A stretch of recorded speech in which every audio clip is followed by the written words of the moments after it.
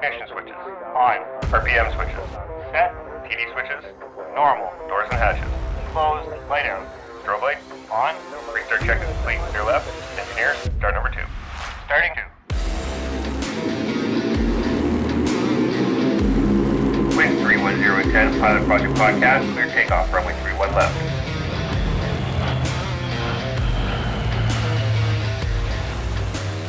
All right, we're ready for departure here at the Pilot Project Podcast, the best source for stories and advice from the pilots of the RCAF. I'm your host, Brian Morrison. With me today for a second time is Vic Weston. Listeners will remember Vic from our episode on Phase 3 helicopter training. Vic, thanks so much for coming back and being on the show. It's always a pleasure, Brian. We'll go over Vic's bio quickly in case any of the listeners haven't listened to that episode, which I highly recommend checking out. Vic joined the military when he was 17. After university, he was posted to Joint Rescue Coordination Center in Victoria, BC. He earned his wings in 2012 and was posted to 417 Combat Support Squadron in Cold Lake, Alberta to fly the CH-146 Griffon. He was posted in 2017 to 444 Combat Support Squadron in Goose Bay, Newfoundland and Labrador, and to the Combined Air Operations Center, or CAOC, in 2018 in Winnipeg. In 2020, he was posted to 3 Canadian Forces Flight Training School, or 3CFFTS, in Portage la Prairie, Manitoba, where he continues to instruct today on the Bell 412 helicopter. Today, we will be focusing on his time flying combat support on the CH-146 Griffon. So, for listeners who would like more of a background information on Vic, how he got into aviation, how his flight training went, I highly recommend you check out the episode on Phase 3 helicopter training because we go through all of that there. We're going to go past that now and go straight to when Vic was posted to Cold Lake. So, Vic, I don't think we covered this the first time. What was it like when you got posted to Cold Lake? Was that what you were hoping for? Yeah, I was hoping to go search and rescue. And I remember my course director, when I was graduating, basically gave me the option of, hey, I can either get posted to 408, which was TAC Hell in Edmonton, or I get posted to 417. And I had never heard of 417 before at that point. So I actually had to look it up in Wikipedia to find out where it was. And yeah, as soon as I saw, hey, it's SAR, I'm in. And so I got the posting message and we were renting a place just outside of Portage and we packed that up and drove up there. And yeah, it was great. I checked in September of 2012. I was very fortunate. There was a period in which guys were having to basically sit and wait for the OTU after graduating, but I was super fortunate. I kind of showed up just before that period, and I had some really great mentors up there who got me flying basically right away. Mm-hmm. Yeah, it was a bit of pretty small adaptation process from going from the Outlaw here to the Griffon. Obviously, the Griffon at that time wasn't set up for GPS instrument flying. You could still use the GPS to navigate, but just it wasn't certified for instrument flying. Okay. And there were some steam gauges where we have a partial glass cockpit here. Right. In the Outlaw. If I could just quickly, when he talks steam gauges versus glass cockpit, for the listeners, steam gauges are the older gauges that are traditional gauges like you might picture. Glass cockpit is everything is electric, it's LCD screens, and all of your gauges are on the screen. Yeah, exactly. Was there any temptation to take that TACL slot? No, that wasn't interesting to you? No, I was always a SAR guy. And everybody was going TACL basically back then, right? No, there was a mix for sure. Like there were guys who, like, you know, one per course would typically end up either SAR or maritime. Yeah, but out of a course of how many? Oh, out of like 4. Oh, okay. So it was pretty reasonable. Like, okay. and I did reasonably well on course. So, you know, I had a couple hiccups here and there, but overall I went through it not too shabby. And yeah, there wasn't any cormorant slots open, unfortunately, at that point. Mm-hmm. So it was either that or TACL. So are they still sending many guys straight to cormorant, or is it's largely a second tour aircraft now, right? Very much so. Yeah. So the only people they are sending to the cormorant out of here are guys who have experience and are patching over to helicopters, or they are, we had a former SAR tech. Yeah. Or instructor, right? Yeah. Or instructor. Yeah. Yeah. The only guy who came and was winged and then sent to the cormorant in my time here was Kent Stanway, who he was a former SAR tech. And well, those guys can do anything. Yeah. I mean, pretty much. Back to Cold Lake then. You were there with your wife, right? Yeah. And so how did you guys find that as a community? And, how did your wife find it being in? Because Cold Lake is a bit isolated. you hear some people who love it and some people who it really wasn't for them. How did you guys find it? We actually really liked the isolation. So we had a blast both in Cold Lake and in Goose Bay. Yeah, true. You guys had 2 fairly isolated postings. Yeah. And Cold Lake's not that bad. You're only 3 hours from Costco. It's not, that is really the metric of how isolated you are. True. And there was a Walmart right in Cold Lake, where in Goose Bay, it was a 5-hour drive to the nearest Walmart even. So yeah, that's fair. But we really enjoyed it. I mean, granted, the thing is that we had a young family that we were starting up there. So we had our first 2 kids when we were in Cold Lake.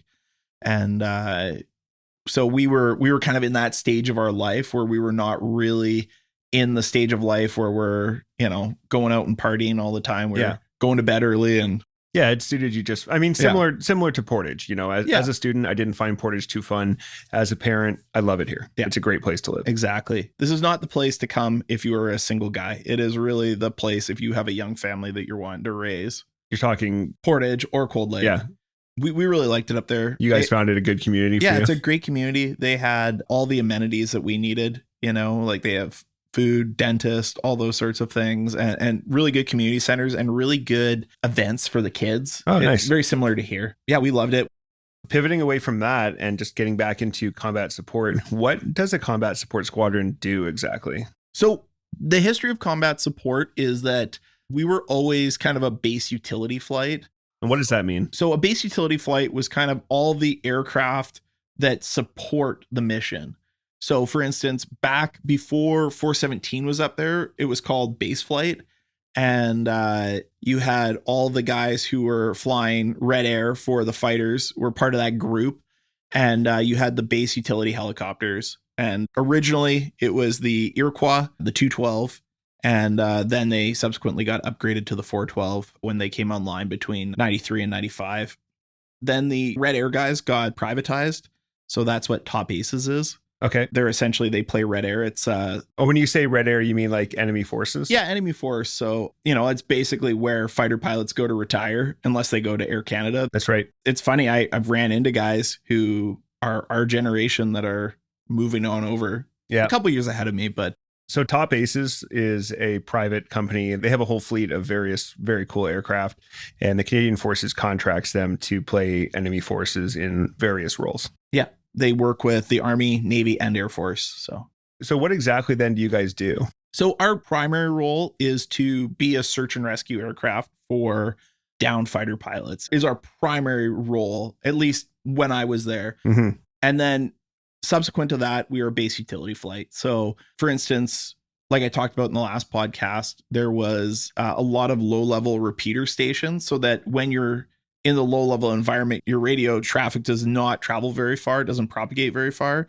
So they have a bunch of towers in the air weapons range that can take your signal and repeat it so that you can have a farther reach. And we would go and maintain those. There were also a lot of targets up there. So, they would have like a tank formation, that's made out of plywood, and the fighter pilots would receive a target package of this, and we would go out and maintain them and make sure they actually look like something as opposed to matchsticks. Yeah, as opposed to matchsticks. And there were fake runways. There were all sorts of stuff there. So it was, we just tried to maintain those so that they were of utility for the guys. So a bit of a jack of all trades position. Yeah, very much so. And we would also do, like all aircraft, we're a secondary national SAR resource as well. So, but because we have SAR techs, we have a hoist, we're much more tasked than the majority of other aircraft. So yeah, so you guys are still part of the search and rescue community. Yes, so all the pilots and flight engineers and SAR techs are all part of the SAR community, so we get posted around within that community. Mm-hmm. Now, subsequent to my time there, both Cold Lake and Baggetville have been turned over to One Wing. And One Wing is? It's the Tactical Aviation Group. So they're now taking over those 2 squadrons, 439 and 417. And then they're transitioning into One Wing right now. So the next CO, I believe, for both squadrons will be a TACL CO. And then they'll start moving their people in. And the SAR folks there will be posted to a different SAR unit. So what's the implication then of it becoming part of One Wing? Does that mean they're going to try to develop combat search and rescue capabilities? I don't know, to be honest with you. I don't think we'll ever get to combat SAR because that's a very intensive thing that requires like a whole package.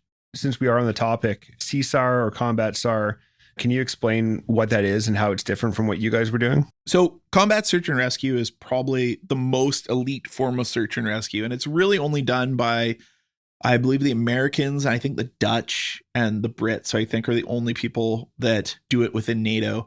And basically what they do is they do what we do up in Cold Lake, except they do it in a hostile environment.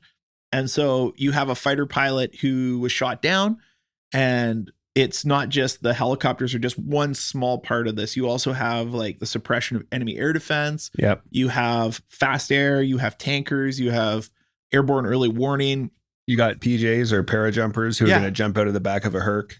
Yeah, it's all of those pieces tied together that make combat SAR. You really tend to hear about the PJs and the helicopters, but it's a whole team that goes in and does that. Yeah. When I was in Kuwait, we got a tour of the CSAR facility, and like through their rescue coordination center and all that stuff. Yeah. And it was very eye-opening. I totally had pictured, they'd talk about, well, some Apaches are going to come and these various aircraft are going to come with rescuers. And you think, okay, that makes sense. But then you see the extent of the operation and it is massive. Yeah. Yeah, it would take so much of our resources. It's very comforting, though, when you're one of the pilots that they might come to rescue, to see that big team there. Yeah. And all of them are like 8 feet tall.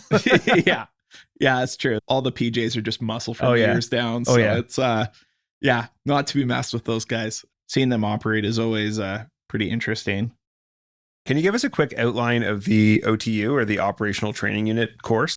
Yeah, so we do the same OTU that One Wing actually does. So you folks do that with the TACL folks? Yeah, we absolutely do. So we go out and we check in Gagetown. I did mine January to March of 13.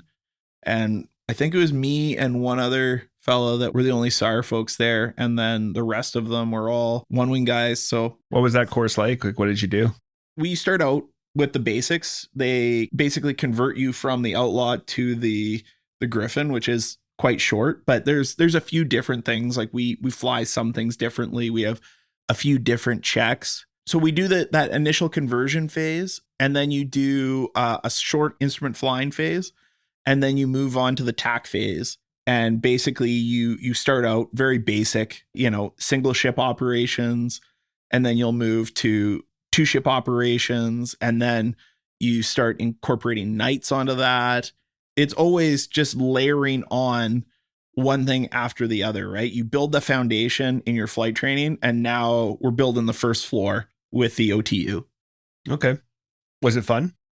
So much fun. Yeah. It was so good. You guys were doing the TACL course, so did it give you any little twinge of like, I kind of wish I went TACL?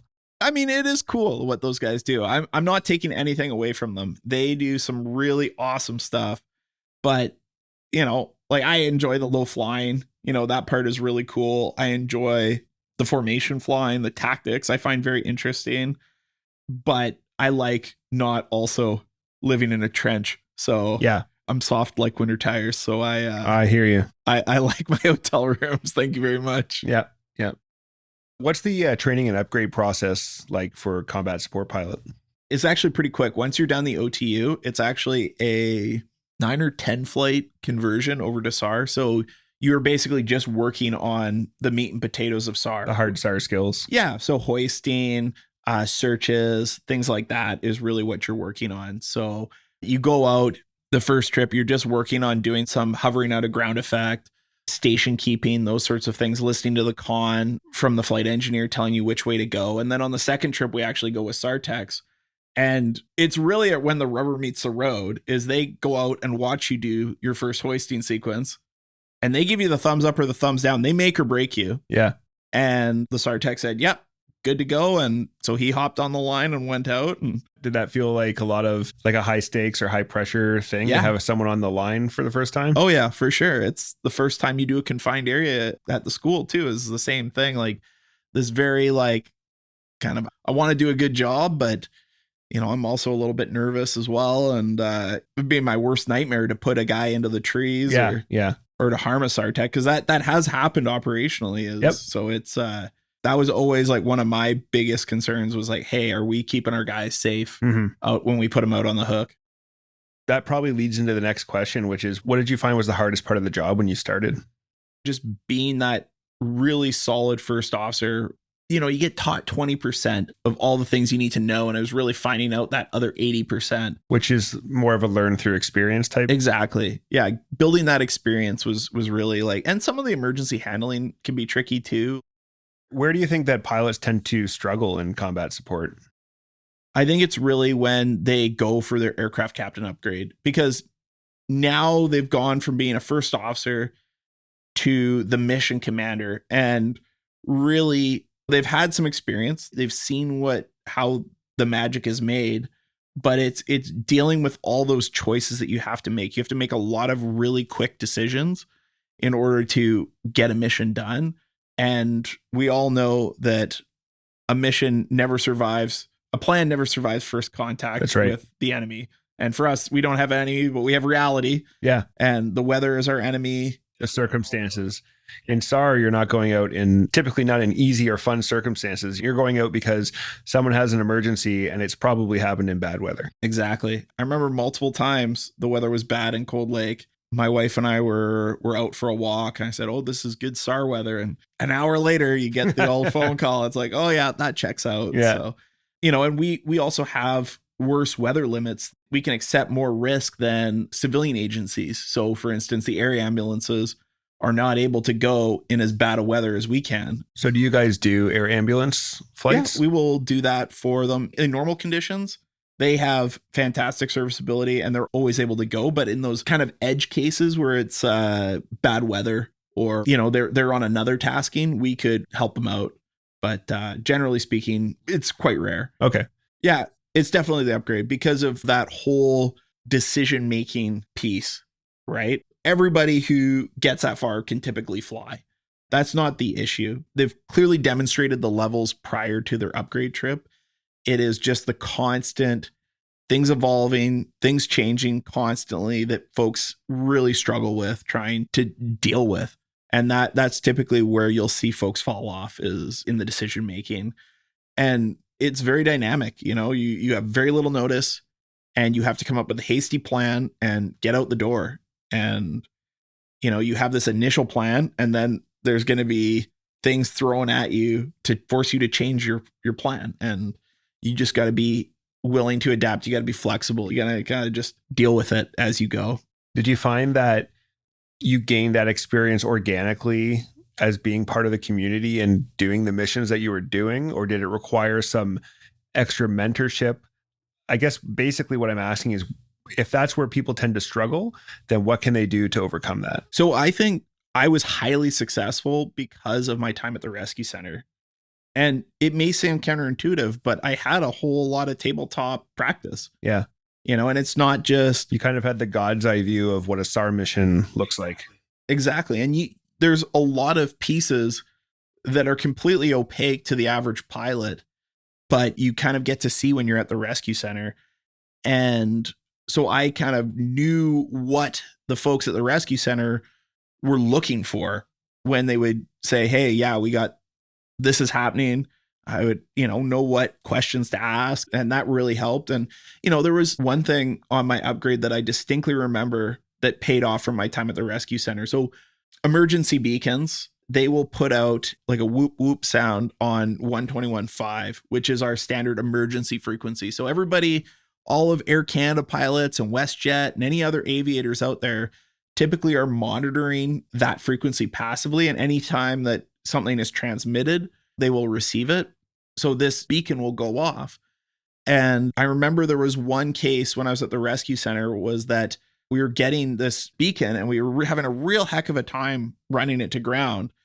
And like just locating it because, it felt like it was moving around, and it wasn't like we would follow the needle to where we thought it was, and the needle would swing and then it'd be somewhere else. And it turned out that the emergency transmitter was near a high tension power line, and something about the high tension power lines, I don't know what the science behind it, but ultimately it will transmit it much more effectively down the power line than it will propagate in any other direction.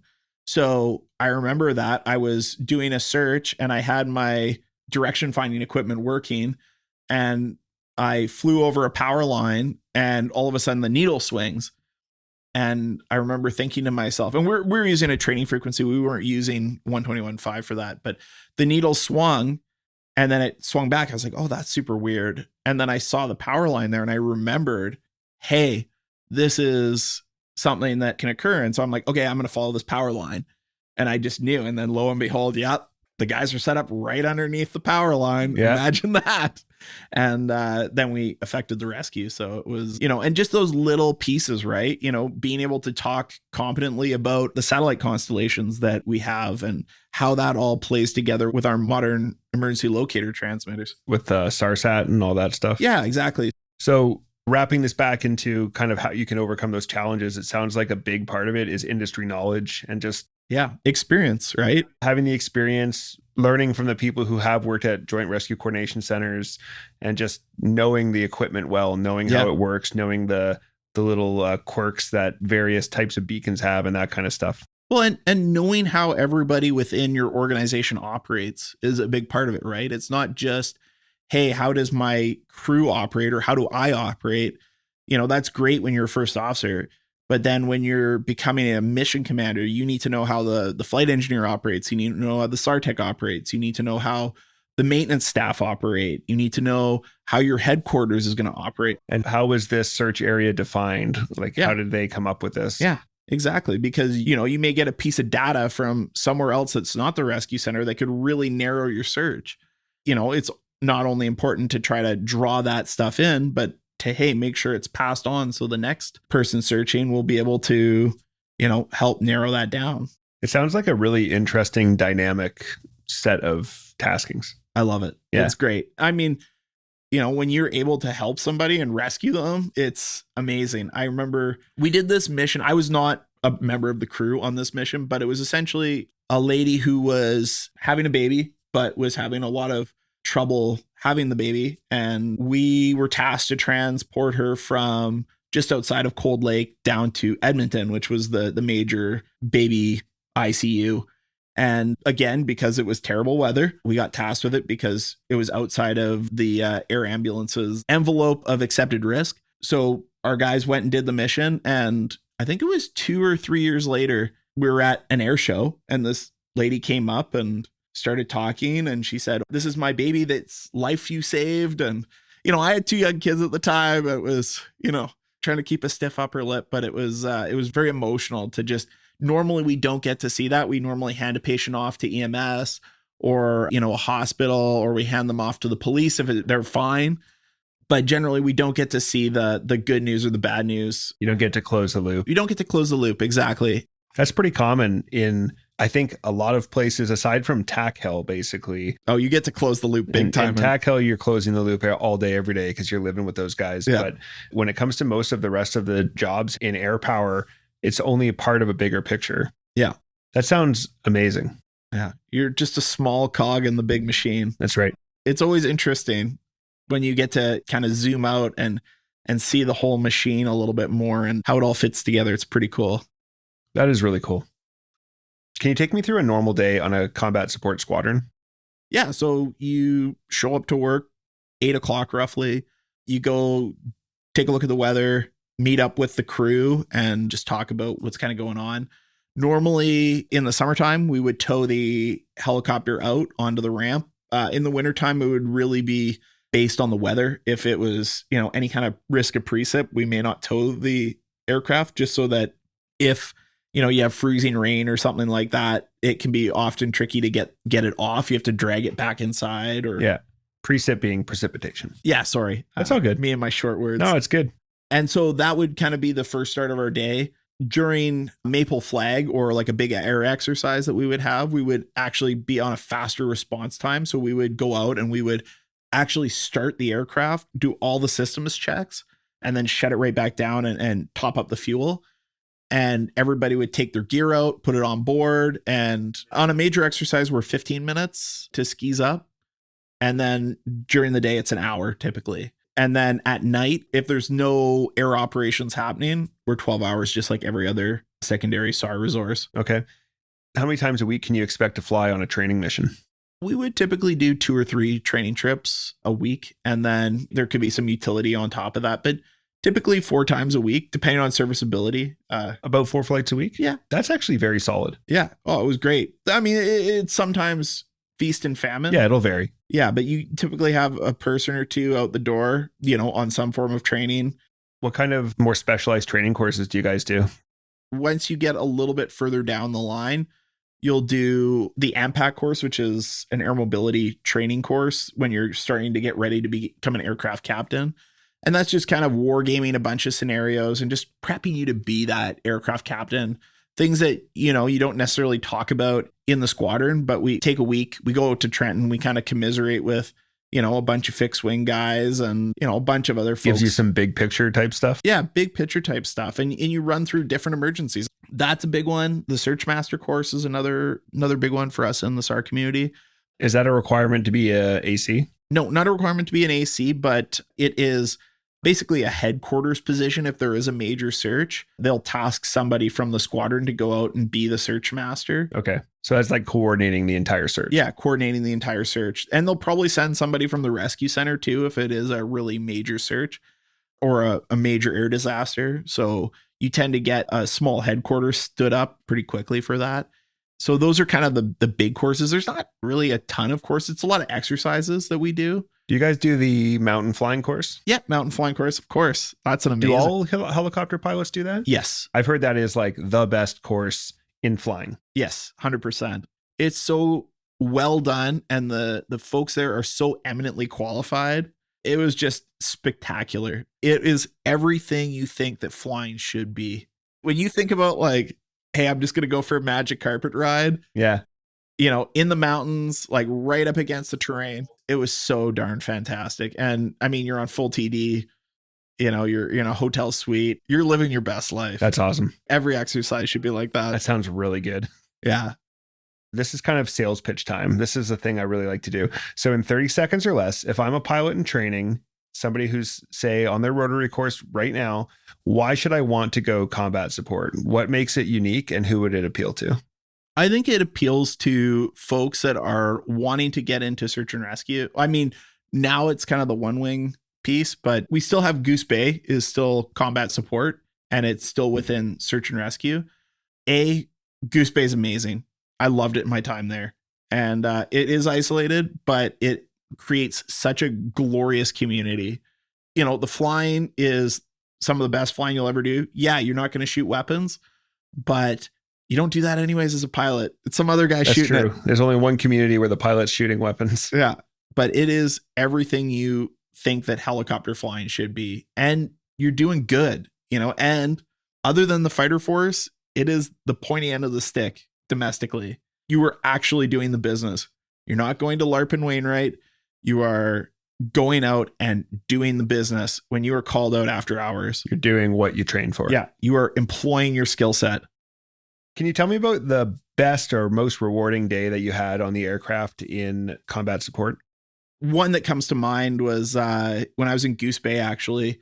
We had these 2 guys who were out doing a giant canoe expedition. They were doing something like 800 kilometers of the watershed in Labrador. Wow. And they just had some bad luck. They were very well prepared, but they had some bad luck, and they got swept out of their canoe.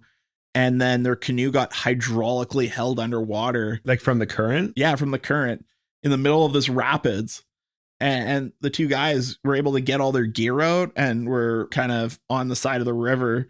And they had hit their emergency beacon. And the cormorant had tried to go in there at night, but the weather was too crappy. So we got tasked the following day. And it was like the most amazing, like, SAR flight where everything just went perfect. The weather, like, it was kind of crummy in the morning, but the sun came out and it cleared it all off. We flew down there. It was like 115 miles to the south of Goose. So not too far. Yeah, not too far. It was a single bag of gas. Yeah. And we pulled the folks out, flew them home. Everybody was safe and sound. All's well that ends well. So they must have been pretty happy to see you guys. Oh, yeah. But they were under this misconception, and this is something I actually do want to talk about, is that we do not cost recover in the military. Yes, I've heard this story before that people will get rescued and the first thing they'll be with a busted leg getting hoisted up into the helicopter and they're saying, I can't afford this. How much is this going to cost me? $0. We will never charge you if you call us. Please, I implore you to always call early. Yeah. If you're in bad shape, you're worried about something, the weather's coming in, do not wait until you're at the point of breaking. Call us before. Free helicopter ride. We will not charge you. We will come and help you if you are in trouble. Yeah, that's an important message. Yeah. I have a good friend who's a SAR tech. You know, Dylan. Yeah. Shout out to his podcast, The SAR Take. Beauty. I hear from him all the time that the people they rescue, it's such a common question. You got to figure if people are wondering that often enough, the people who do call, there must be a lot of people who don't call. Yeah. Because they're worried about that. And like, you're doing me a favor. I get to come and employ my skill set. If I get to help you, that's all the better. So please call us. And, this is what we train for. We have this great system in Canada where we don't charge anybody. We just go out and help people. And that is truly amazing. Not only that, but it's like, hey, you have these cheap personal locator beacons that are out there. It's always a great thing to have. You can register it and say who you are, who the contact information are. They're even like ones that are now will send two-way text. So you could say, just hey, like data burst stuff. Yeah, I have a broken leg, and the rescue center you can send that off and the rescue center will get that and they'll say, help's on the way. And, that is a massive part of just having that ability to carry on through that. You could be cold and tired and injured, and it's very easy to give up at that point. But when you have that reassurance that help is on the way, it is truly amazing how that can reinvigorate you. So for the next question, I always ask people, what was your best day in the aircraft? And I always ask people, what was your hardest day in the aircraft? But the truth is that you and I both know what your hardest day in the aircraft was. Yep. On November 28th, 2016, near Four Wing, Cold Lake, Tom McQueen was part of a two-ship formation for an air-to-ground training mission when his plane crashed into the ground, killing him instantly. Now, Vic, you were one of the pilots that responded that day, but Tom was also one of your best friends. Yeah. How long had you known Tom?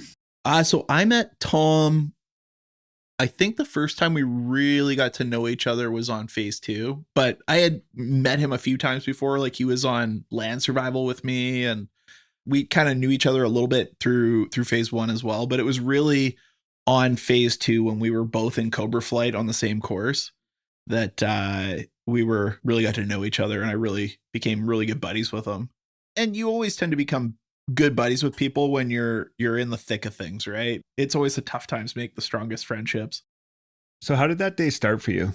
So I was actually flying when it happened. I was out doing some sort of resupply or utility mission. I think it could have just been a proficiency flight. I'm not sure. Honestly, I don't remember what I was doing, but I was the aircraft captain and I was flying with another fella who was he was also a fairly experienced guy too. And we were just out doing our thing. And so this happened a few days before that. They had done a tabletop of a crash. And we initially got alerted by Tower calling us on guard. And for the listeners, guard is the emergency frequency 121.5. And saying, hey, come up on tower frequency. So we were down in the low level up in the air range. And we were bingo gas. We were on our way home at this point. And I turn over to tower frequency and I hear, a lot of chatter going on and people talking about being on-scene commander and things like that. And I check in and say, hey, yeah, we're on frequency. And they say, yeah, there's been an aircraft crash in the air weapons range. And first question is, I'm assuming it's an exercise. And I say, hey, is this exercise or real world? And they say, no, it's real world. I take one look at the gas. There's no way I can go anywhere with the gas I have. So we're trucking home. And plus we're not a full SAR complement. We're just a utility crew. I don't even remember if we had a flight engineer on board at that point. And we blast home. It's full tilt boogie home. And I get the aircraft on the ramp. The SAR bird, which we had pulled out and checked before, was sitting there. So my co-pilot turned off this aircraft, and I just ran over, jumped in the other one, and started it up.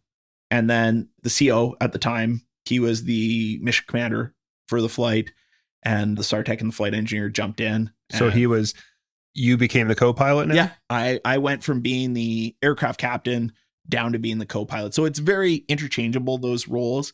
What was going through your mind? Just, hey, we got to get the mission going. You know, we got to get this guy, it's cold out, it's November. So let's get out there. Yeah, November in Cold Lake's no joke.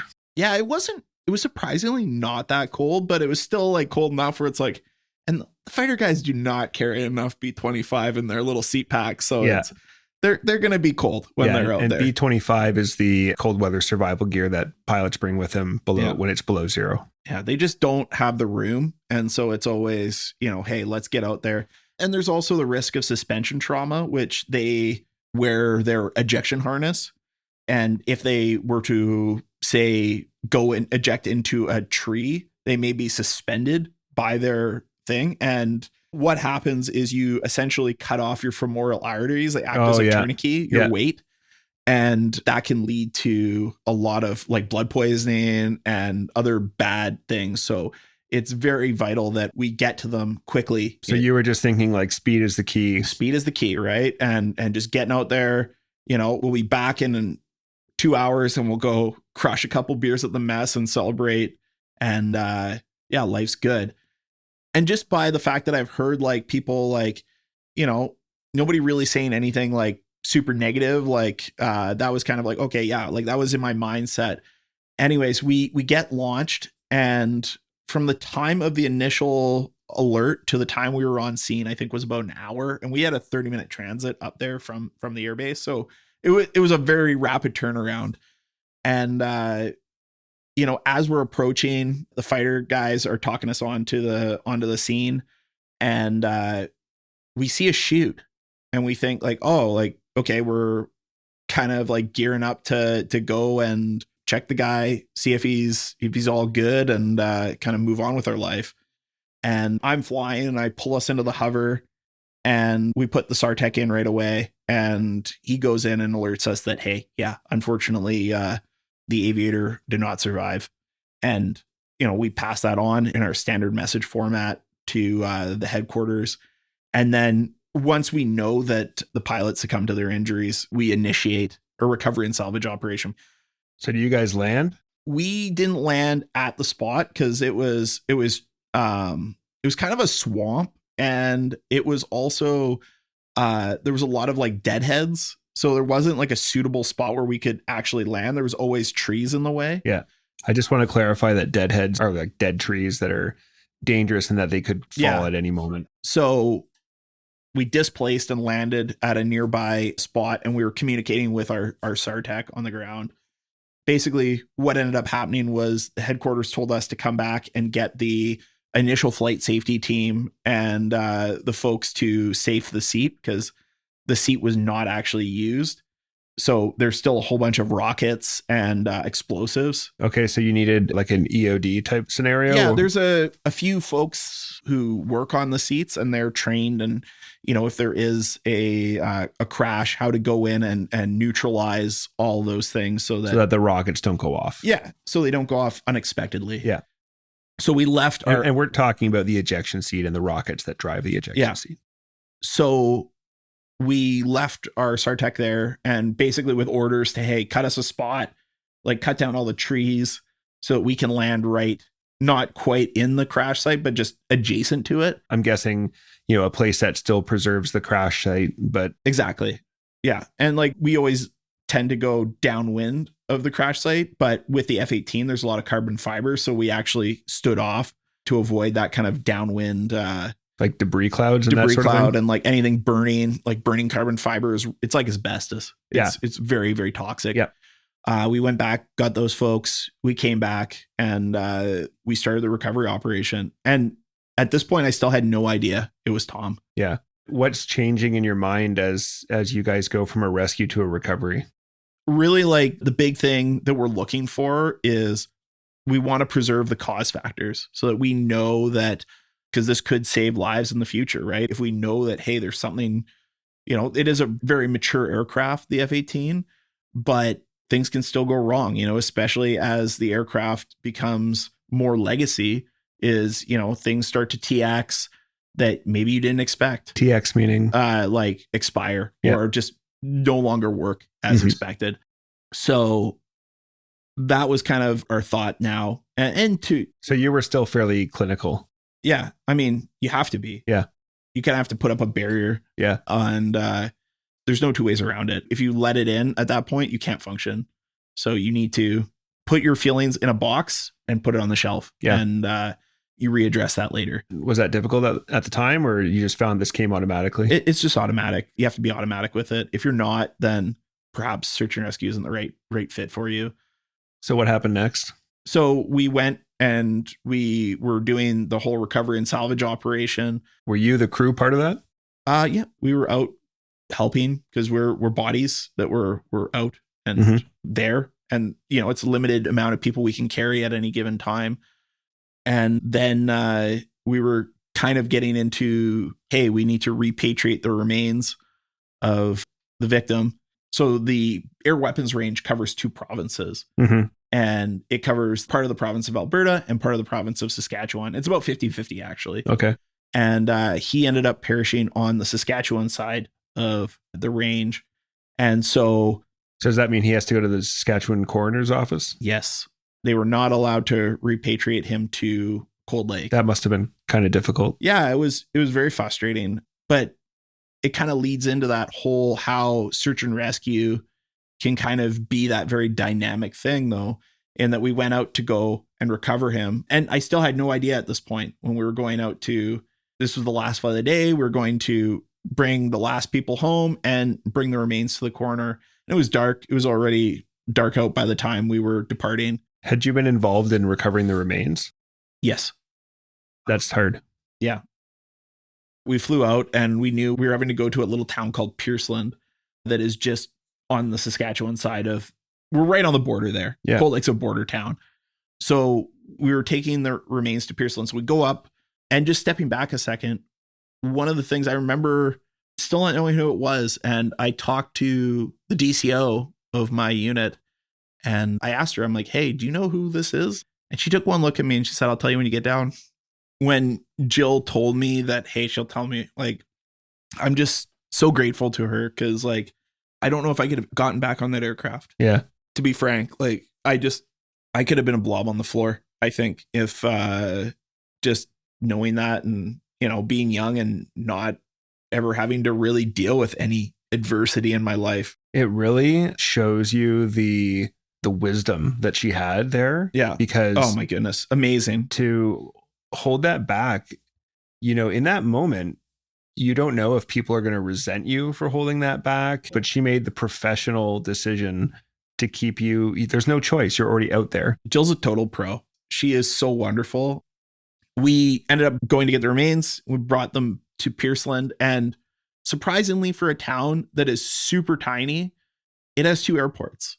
And we found this out the hard way because we look up in the CFS or the Canadian Flight Supplement, which is the basically it's a guide of all the airports in Canada.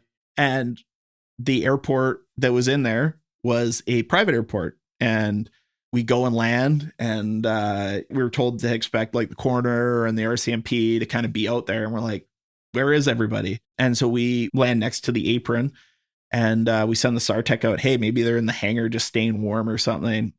And he goes and opens the hangar. And we must have tripped a silent alarm because there was this like truck that like a minute later that came down the road and it was just flying. You could tell it was like going because its headlights were like going up and down and up and down and up and down as it was going down this dirt road. And in that time we had called the RCMP member and said, hey, like, where are you? We're here.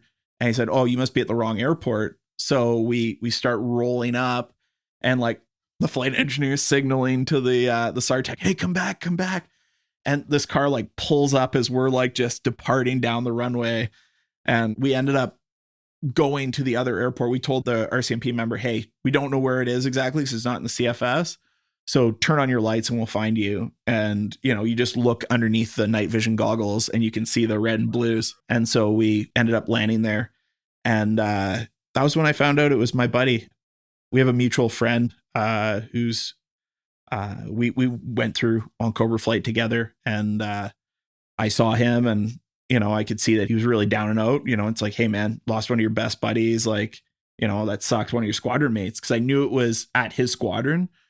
And I didn't really get a chance to say, like, wave to him or anything, just because it was a pretty somber moment. And then the SARTech gets back in and was like, yeah, that was his best friend, because they grew up together. And that was when I found out. That was when you realized it was Tom. Yeah. So what went on in your mind then? Honestly, it was a very short flight home, but you still had to fly home. Yeah. We still had to go from Pierceland back to Cold Lake to shut her down for the night. And it was a long trip. 16 miles can be real long sometimes. And we landed, shut down, went home. I told my wife. We had a big cry about that. And then I ended up calling my buddy up, and so we ended up having a hot wash with a few other guys. And when you say hot wash, kind of just talking about a debriefing of kind of what happened. And they told me the fighter perspective, and I told them the rescue perspective, and we had a few drinks, and that's all you can really do is be together and grieve. And my thing was, when I found out, is I didn't want to take leave. I wanted to be part of it and make sure that I'm doing my part to help and to be useful.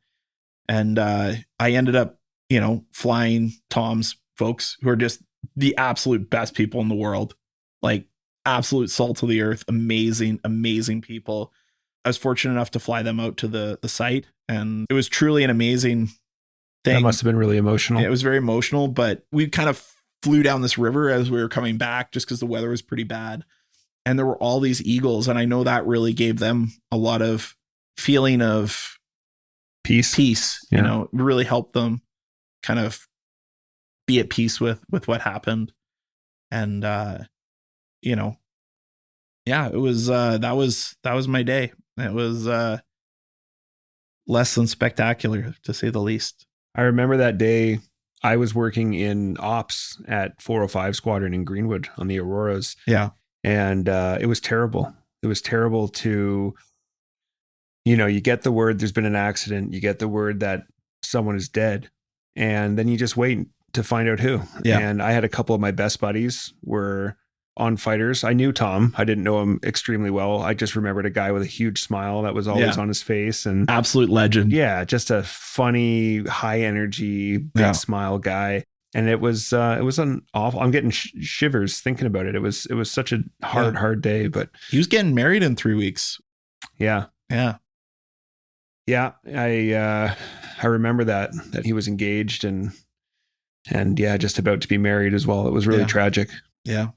But you know what? I try to just use his legacy to always do my best and, really try to do him proud, right? That's all we can do at this stage, is hope that he's proud of who we are and what we've done, and just keep moving forward, right? Yeah, absolutely.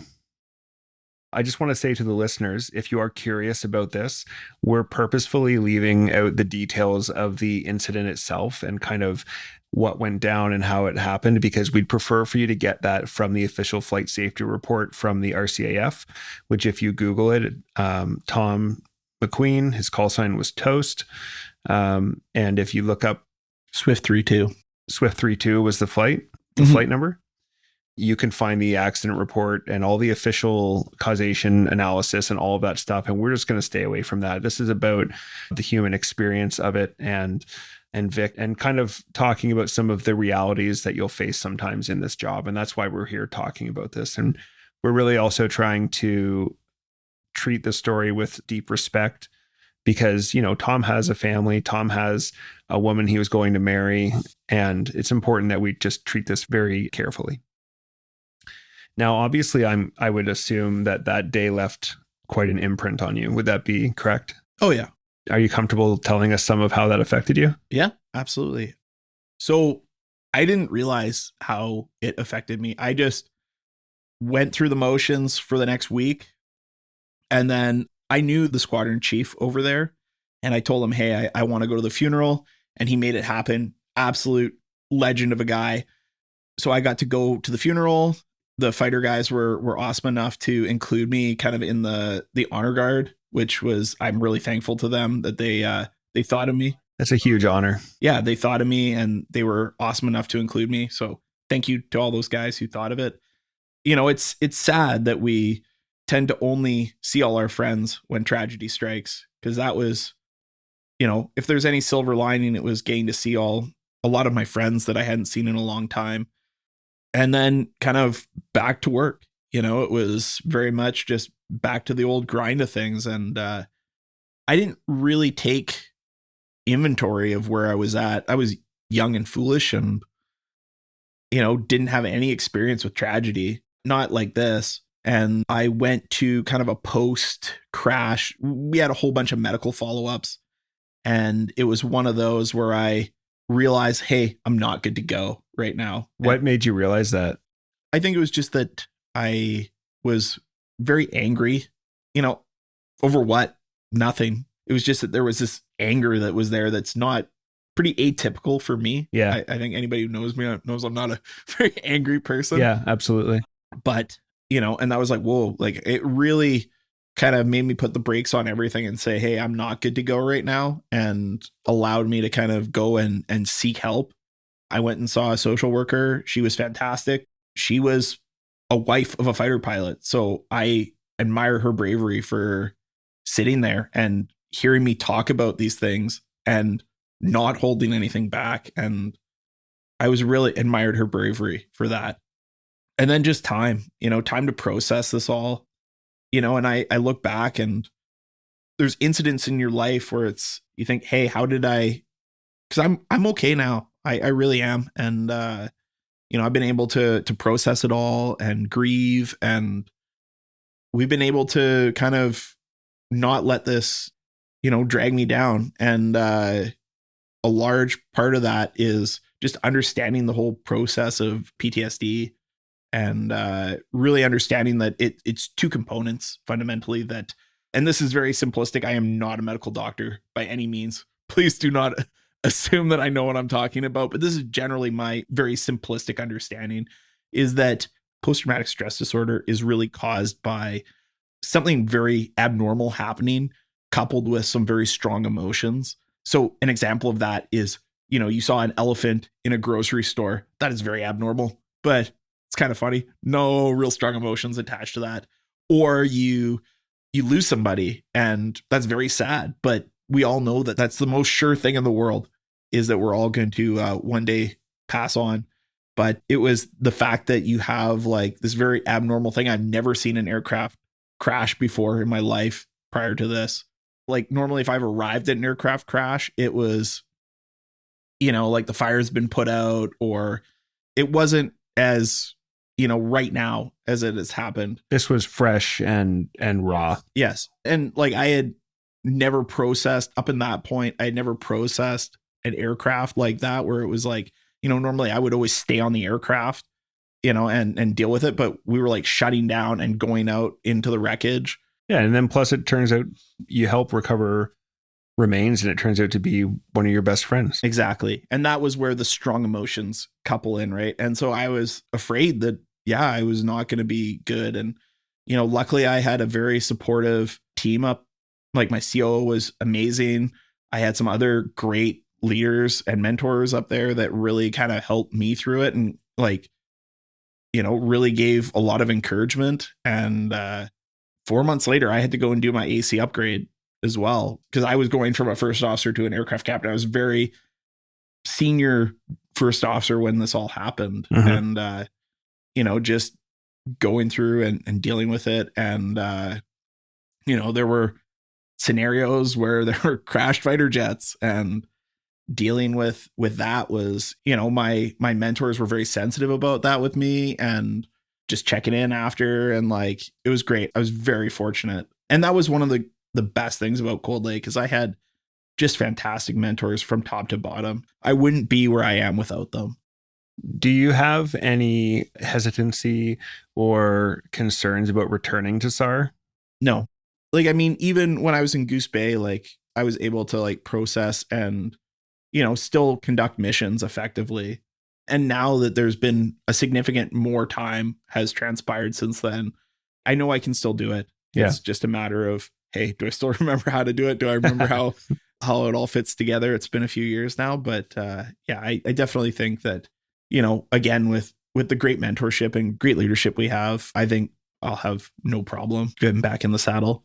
Yeah, that's really good to hear. It's always great to hear that somebody who goes through something like this has had the time and space to heal, and especially been given that support by their command structure. It's so, so important. And I'll say too, like, I'm better than what I was before. Like, because now, before you lose anybody, you kind of have this like, oh, like, you don't take it seriously. You're Cavalier. You do not take it seriously. And then you lose friends and see people go down to other things. And it gives you a certain gravity that you have to treat this job with. Yeah.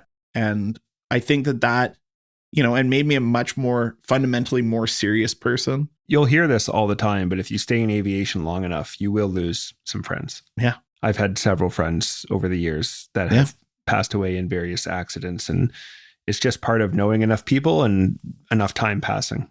Yeah. I just try to honor Tom any way I can. I was going to ask, do you and your family do anything to honor Tom or to remember him? We usually just, like, I don't do anything on the 28th of November. Like, that's kind of my Remembrance Day. Like, I go out and I honor our veterans, obviously, on Remembrance Day, but, that's really my day of where I really just honor Tom. I mean, I did name my third child after him. So just because that we really wanted to honor him. And I was blessed by his folks, who I am very thankful for that they let me do that. So I'm very grateful to them. It always seems that tragedy befalls the best of us, Brian. Yeah. We really did lose like the eminently qualified guy. I think he topped every single course he was on and, did it with such humility and grace that, like, if that can happen to him, it can happen to anyone. And I would say to people that if you are feeling confident or you feel that you're indestructible, you are not. And that is something to really check yourself on. Yeah. Because that is when you will get yourself into trouble. Thank you for sharing that. There's a lot to be learned from it. And I think that these stories deserve to be told, because I think people should know more than the one paragraph that I read about Tom. I think people should know about what that day was like, and that it was hard for you, and that people were affected, because all of that was in service of Canada. Well, and I think we got to mentally prepare our people, because they're going to see some bad at some point in their life. And I want them to go in eyes wide open. Yeah. Hearing this could help, right? Yeah. And sharing your story, right? Yeah. That not only I think is good, but it also, hey, maybe help the next guy. So we're going to shift gears back into a couple questions as we close out the interview. As you've moved into instructing, what is something you miss about being operational? It's definitely the dynamic nature of it. We are teaching guys the basics here. We're building that foundation. And so we really don't get super deep into all the weeds of all the things we do post flight training. Although today, actually, as we're recording it, I went out and did a guy's final trip. And so we kind of do like a bit of a mission where, we were simulating, hey, there was some flooding going on and we're going to go pick up the prime minister and he wants to go and see the people who are helping, right? And that's a mission that could happen. So we kind of give them a little bit of that, a little taste, just to try to prepare them a little bit more for the real world. And I mean, we didn't have that when I was a student. I think it's great. I wish we had more. Yeah. Obviously, we have the constraints of the amount of hours we're allowed to fly, and we're trying to produce the best product the most efficiently. Yep. But yeah, that's what I miss. I miss working with the SARTECs and the flight engineers and just the crew. Yeah, the crew. Just such great folks. That is the best part about our job. Working in a crew is so fun. Well, and it's just the people are the best part of this whole institution. Yeah. I know that sounds cliche, but it's so true. It's so true. It truly is. And you're working with people at their best too. You see like people just leaning into things and getting after it. And it's always impressive to watch. Did you have a call sign? And if so, what's the story behind it? So my call sign is Didi, which is short for Didi Mao, which I believe the translation is go fast. And it came from actually one of my first trips in Cold Lake. I had just gotten qualified as a utility only first officer. I hadn't even gone on the OTU yet. So it was the first 4 months of my time there. And I was out with Jill, actually, and we were out at the Cold Lake Municipal Airport. When I was on phase 3, kind of stepping back, I'd been shown by one of my instructors. We did this flight after our final clear hood test back in the day, that we would go out and just have a fun flight. And we were converting from doing all of our training in the right-hand seat over to the left-hand seat, which is where we would do all of our instrument flying, all our night flying. And we'd go out and have this kind of neat flight. And one of the things my instructor showed me was to do a downwind departure. And you kind of turn around the tail of the helicopter and depart downwind. And she called it a Didi Mao. So anyways, I'm up in Cold Lake and we're at the Cold Lake Municipal Airport, which there's the airbase. And then there's this tiny little municipal airport that's about 5-10 miles to the north. So I'm up there. I'm like, yeah, I'm just going to Didi Mao out of here. And I start turning to the right and departing downwind. And I think the AC and the flight engineer just like looked at each other and go, who the heck is this guy that they sent us? Didi what?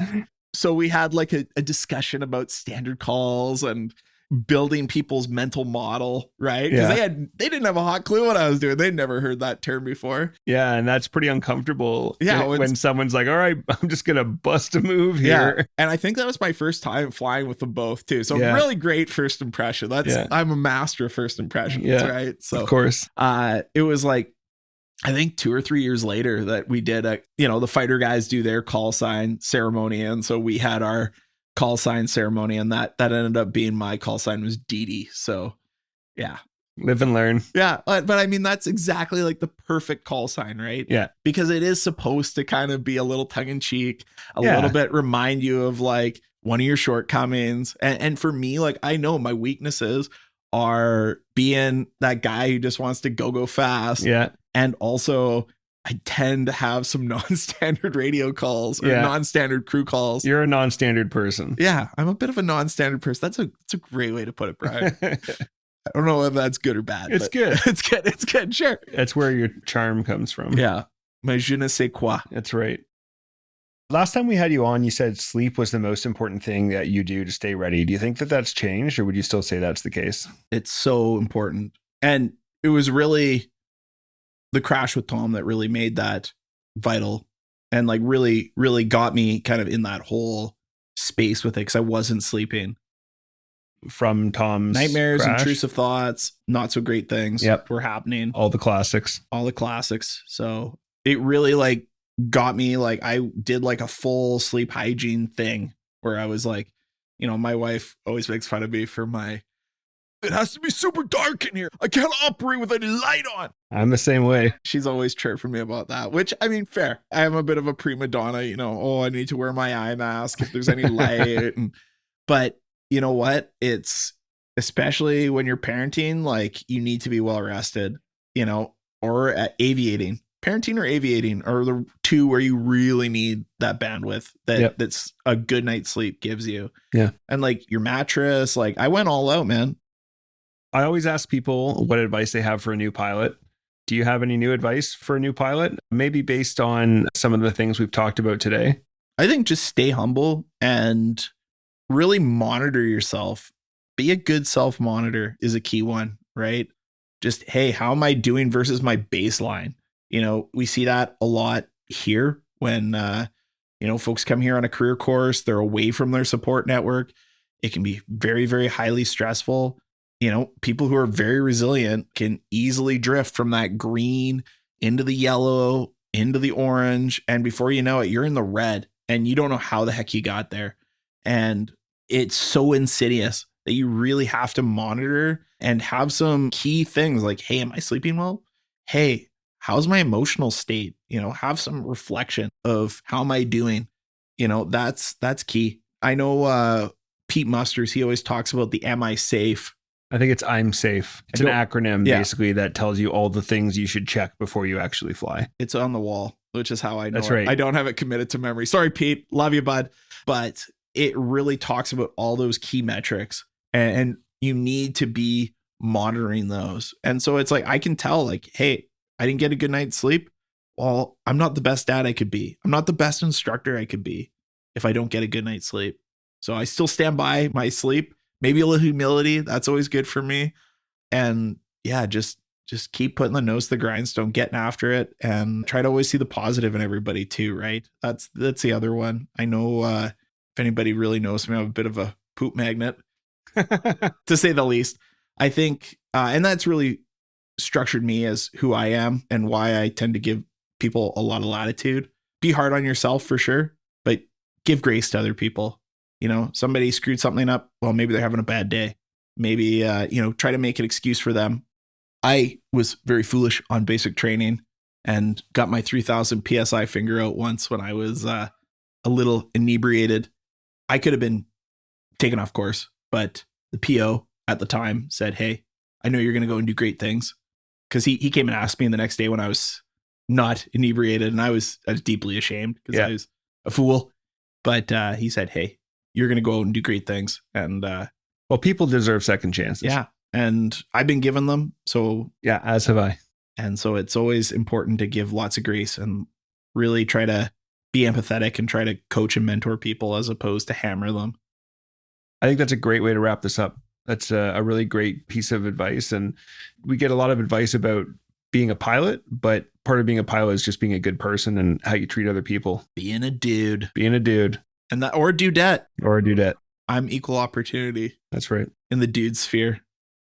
Okay, Vic. Well, I just want to thank you again for coming back here. I want to thank you for your time. I want to thank you for being willing to talk about some really difficult topics and for opening up to me and to the audience. I know that wasn't completely easy for you, and I'm very grateful for that. So thank you so much. Hey, it's always a pleasure, Brian. All right, that is going to wrap up our episode on combat support, as well as the story of Tom's death and how that affected Vic.